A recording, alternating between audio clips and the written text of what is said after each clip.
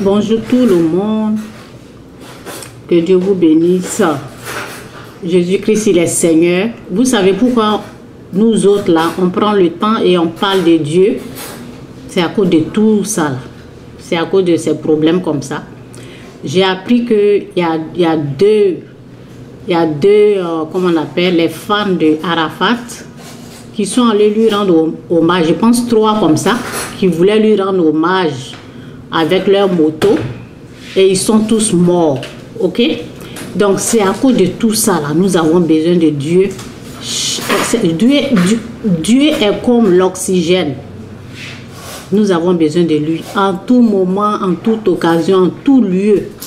Nous avons besoin de prière. Donc, lorsque Arafat est décédé, je vois des commentaires en disant: oh, il faut pas, on va leur parler de Jésus. Il faut attendre qu'on l'enterre d'abord avant de parler de notre Jésus. Ceux qui rejettent le Christ. Donc c'est à vous que je parle. Ok? Dieu, on doit parler de Dieu à tout moment. Et vous ne pouvez pas nous empêcher de parler de Dieu. Il y a les gens il y a des pasteurs qui ont très mal parlé. Et il y a des gens, il y a des pasteurs qui ont prié, il y a des comment on appelle, il y a des chrétiens qui ont prié pour Arafat.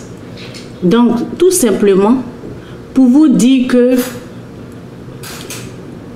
dans notre vie, là, nous avons besoin de Dieu en tout moment, en toute occasion, en tout lieu. Nous avons besoin d'avoir une vie de prière. C'est pour cela, lorsque quelqu'un meurt, s'il est décédé, s'il n'est pas décédé, si la personne en vie, la personne n'est pas en vie, nous devons toujours parler de Dieu et prier.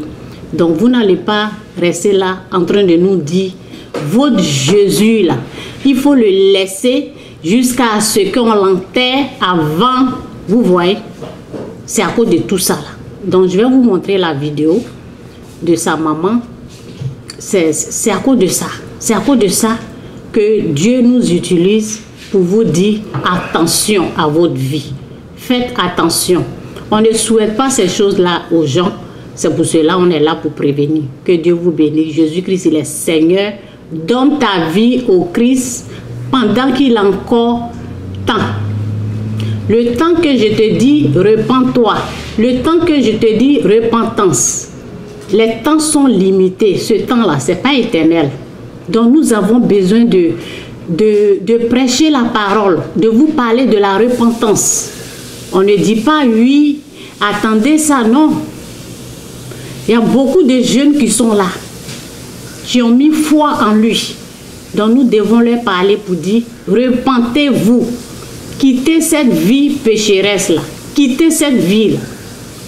Nous avons le droit de parler. Donc je vais vous laisser voir cette vidéo qui est vraiment triste, qui fait pleurer.